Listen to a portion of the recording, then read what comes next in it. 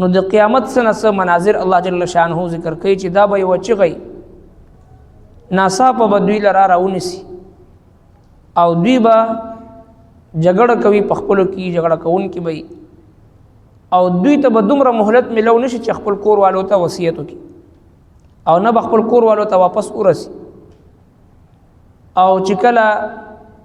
دویم ځل بیا پوکې وهل شي په شپېلي کې اسرافیل علیه السلام نو بیا به دوی د خپلو قبرونو نه به راپاسي او میدان محشر طرف ته به را روان وي او بیا به دوی دا افسوس کوي چې مونږه چا راپاسولو د خپلو ذهنونه دا هغه وعده ده چې کوم رحمان دوی سره کړی او د پیغمبرانو چې دی هغه رښتیا ویلو ويقولون او دیوی متى هذا الوعد کله به وي دا وعده ان کنتم صادقین کچری تاسو رښتینی ما ينظرون دوی انتظار نه کوي الا صيحه واحده مگر یو چغي تاخذهم چروبن سدوی وهم يخصمون او دوی با جګړې کوونکي وي فلا يستطيعون پس دوی با نشي کولی توصيه نصيحت ولا الى اهلهم او نخبل کور والو تا يرجعون واپس لیشي ونفخ في الصور او پوکي بوال شي پشپلی کی فاذا هم پس ناگهان بدوی من الاجداث د قبرنا الى ربهم دخل رب طرف تا ينسلون پمنډا ورزلیږي قالوا دوی بوي یا ویلنا هاي افسوس من بعثنا چارا پاسولو مونږه من مرقدنا د قبرونو زمونږنا هذا ما وعد الرحمن امدادا چې وعده کړی دا رحمان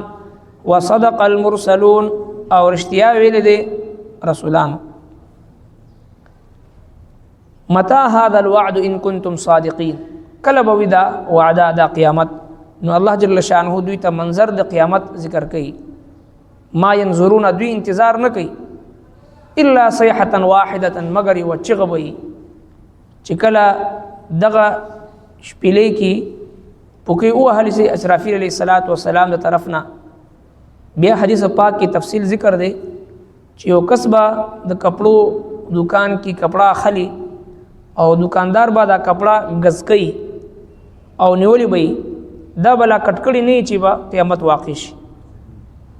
او یو سړی با نوړې خلی ته چولی دا بلا تیر کړی نه چې قیامت واقع شي دغه شان یو تفصیل حدیث پاک کې ذکر دی چې چاته دومره مقبه ملو نشي بغتتن ناگهانه براش او سوره حج ابتدا کې الله جل شانه فرمایا یا ایها الناس اتقوا ربکم ان زلزله الساعه شیء عظیم اے خلق ویریږي د زلزلې د قیامت نه چې شیء عظیم یو ډیر لوی حادثه وي یوم ترونها پکم ورځ چې بتویني تذهل كل مرضعه عما ارضعت هر تی ورکون کی زنانه د خپل غیږ نه ماشوم لري وګرځي وتضع كل ذات حمل حملها حامله زنانه به حمل ځای کی وضع حمل به وشي د يرنه وتر الناس سکارا او ته به ویني چې د خلک دی په نشه کې وي بهوش وي وما هم بسکارا حالانکه دی به بهوش نه وي ولكن عذاب الله شدید د الله عذاب هغه شدت به دومره سخت وي د قیامت چې د مور چې خپل اولاد سره څومره مینه وي په ورکی لګیاوي خو چې دغه د قیامت د आवाज شروع شي نو د خپل سینې نه به اولاد وګرځي یو ځکه حادثه پیښه شو په هندستان کې نزدې وخت یو عمارت کې ناستو او دغه لاندې ډېر خلک د ملبې لاندې دباو تقریبا ورځې بعد یو زنانه یو مور دغه لاندې نه راوستل شو چې هغه لګیا خپل مور له خپل بچی له پی ورکو نو ورځې چون کې دغه لاندې گیر شو ونو چې کله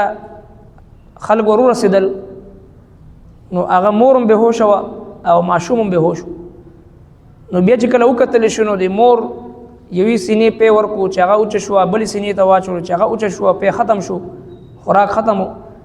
نو بیا د دې مور د لسونو غوتو دا سرونه سوریو نو چې کله به هوش کې رااله بیا تاسو ته کو نو دبا په غاخ باندې به دا غوتی به سوري کړی او د ماشوم خله کې ورکو هغه به وینه چوپل دغه سي لسونو غوتو چې دا وینه چوپل شو اخر کې د مور په وجود کې وینه چې د دومره مقدار تلاغي به هوش شو نو ماشوم به هوش مورم به هوش ورځې بعد چې هغه دوانه ژوندې راوستل شو نو د مور د دومره محبت خپل اولاد سره، خو چې کله د قیامت د आवाज وشي نو دا به د خپل سینې نه وغورځي. او یو زنانه چې کله حامله وي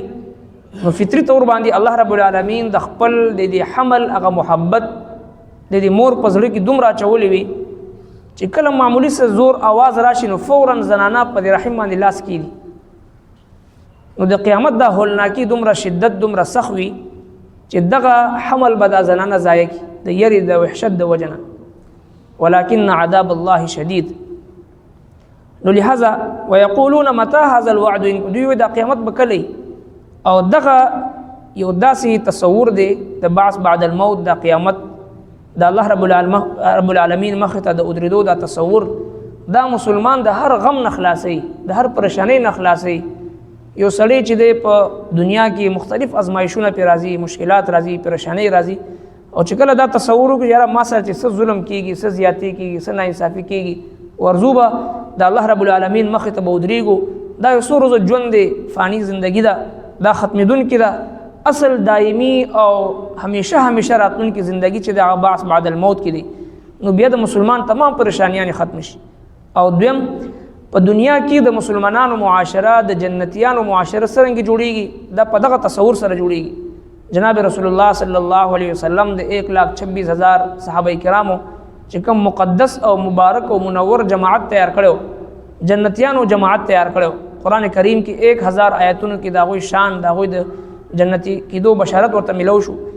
دا غي تربیت هم په دې بنیاد باندې کړو چې د هر صحابي په زړه کې دا خبره ننوتې وه چې یاره دا فانی دنیا ده او مرګ دی، مرګ نه بعد دائمی او حقیقی زندگی ده. نن چې د مسلمان نه درنده جوړه ده، بظاهر باندې کلمګو مسلمان وي خو دوکم کوي، فراډم کوي، قتل و غارتګیری هم کوي، او په ځمکه باندې فساد هم خوري، هر هغه جرم هر هغه ګناه کوي چې په کم جرم او ګناه په وجه باندې مخکینی قومونو باندې د الله عذابونه راغلي. نن د مسلمان نه د درنده ولې جوړه شوه؟ دغه د فکر آخرت چې کوم تصور دی، بعث بعد الموت تصور دی، ختم شوه. یو فورس د پاسه بل جوړیږي، کیمرو د پاسه CCTV کیمرې لګي، او کم انتظامات کیږي چې دا جرایم ختم شي. ورځ تر ورځه جرایم زیاتېږي. د دې بنیادی وجه دا ده چې دغه تصور زموږ او ستاسو ځینې زړونو کې کم شوه او ځینې زړونو کې ختم شوه چې یاره د مرګ دی، دې نه بعد همیشه ژوند را روان دی. ځکه الله تبارک وتعالی د قیامت دغه واقعات ذکر کوي. وړومبې چغه چې کله وهالی شي نو دا ټول به بېهوشه شي، او چې کله بالکل چاته به د یو لمحې دپاره نه چاته وصیت موقع میلاویږي او نه به خپل کور والو ته واپس ورتو موقع میلاویږي. ونفخ فی الصور، او چې کله دویم شپېلې ووهلی شي فاذا هم من الاجداث الى ربهم ينسلون، قبرونه به راپاسي او دوی به په منډه به ځغلیږي میدان محشر طرف ته. او په دې وخت کې چې کله وړومبې او دویم شپېلې دوران کې 40 کاله وقفه وي، نو په دې وقفې دوران کې به د جهنمیانو ته به عذاب نه کېږي. برزخ کې چې کوم عذاب روان دی کافرانو ته، دوی به دغه 40 کاله په آرام وي. نو 40 کاله بعد چې کله دویم شپېلې ووالی شي نو ونفخ فی الصور، دې کې دا دوه ذکر راغلی دی. نو دې وخت کې به دوی راپاسي، دوی به وایي چې یا ویلنا من بعثنا من مرقدنا، افسوس به کوي چې دا 40 کاله خو موږ آرام کړو، دا دوباره چا راپاسولو موږ دا خپلو قبرونو نه، دنیاوي قبرونه به راپاسي، او هلته کې برزخ کې چې دی دوی د جهنم کې چې کوم عذاب کېږي لګیا وي، دا 40 کاله دوی لږ خوب وکړي، دوی ته آرام میلو شي. نو د دویم شپېلې سره به دوی راپاسي،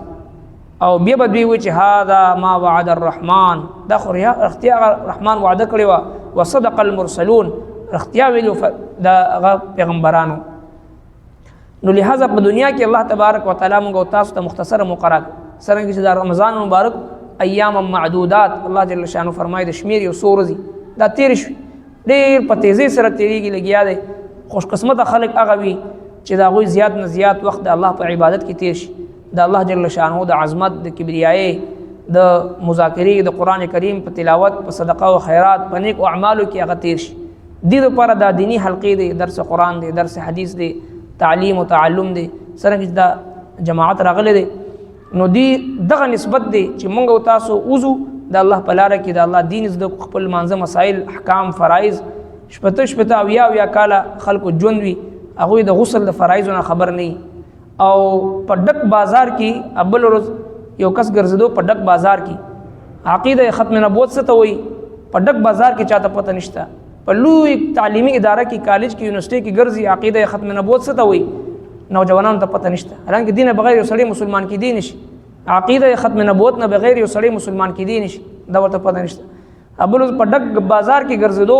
چې د روزي څه حکم دی دا چاته پته نه و چې د روزي حکم څه دی دا روزي کې څو فرض دی خلکو دا پته نه چې دا روزه په خپل باندې موږ باندې فرض دی د الله په ډک بازار کې چاته دونه پته نشته دی وجه دا ده چې مونږ دغه مجالس دغه محافل دینی مذاکره دعوت او تبلیغ هر مسلمان الله جل شانه چې دی مبلغ ګرځولې دی ولتکم منکم امه يدعون الى الخير ويأمرون بالمعروف وينهون عن المنکر قرآن کریم کې رب کائنات فرمایي چې په تاسو کې یو جماعت همیشه د پاره لازمی پکار وي چې دی د خیر کارونه کوي نیکی طرف ته رابلل کوي د بد نه منع کول کوي کنتم خیر امه اخرجت للناس تأمرون بالمعروف وتنهون عن المنکر وتؤمنون بالله دا حکم د قرآن کریم دی قل هذه سبیلی ادعو الى الله زما محبوب پیغمبر دوی ته وایا چې زما میشن او زما کار دا ده چې ادعو الى الله زه الله طرف ته خلق را بلم انا زه ومن اتبعني او چې کوم خلق قیامت پورې زما پیروکار وي دا غوي کار بداوي چې دی به امر بالمعروف نهي عن المنکر وکړي هر نارینه زنانه دا فرض منصبی دا په دې امت په هر فرد باندې دا لازم دی همیشه به د نیکی امر کوي د بد نه منع کول وکړي هر مسلمان داعی الی الله دی چې کله موږ تاسو داعی الی الله جوړ شو کلکم راع وکلکم مسئول عن رعیته هر کس د خپل د ما تحت ذمہ دار دی زه په خپل کور کې ژوند کوم د خپل د کور ټول زنانو د کشرانو د متعلقینو اصلاح په ما باندې فرض دی واجب دی کلکم مسئول عن رعیته د دې په باره کې ومانه الله جل شانه تپوس کوي نو چې کله زه داعی الی الله یم د الله دین طرف ته خلق را بلون کیم زما شاته به د الله لاس وي زما شاته به د الله مدد د الله جل شانه نصرت وي د قرآن او د سنت تعلیمات مقتداوي چې کله یو مسلمان زړه کې د دعوت الی الله جذبه وي د الله دین طرف ته د خلکو د رابللو جذبه وي نو د شاته د الله رب العالمین لاس د الله مدد فرشتي د نصرت کوي د معیت کوي د الله تبارک وتعالى ان معي ربي سيهدين لا تحزن ان الله معنا معیت خداوندی وعده دا داعی الی الله سره وی نو چې کله موږ تاسو داعی الی الله جوړ شو د الله دین طرف ته رابللو ولا جوړ شو نو د رب کائنات مدد او نصرت باغه موږ سره شامل حال وي الله جل شانه د عمل توفیق لري الحمد لله رب العالمين والعاقبة للمتقين والصلاة والسلام على رسول خير خلقه محمد وآله وأصحابه أجمعين ربنا تقبل منا إنك أنت السميع العليم وتب علينا إنك أنت التواب الرحيم برحمتك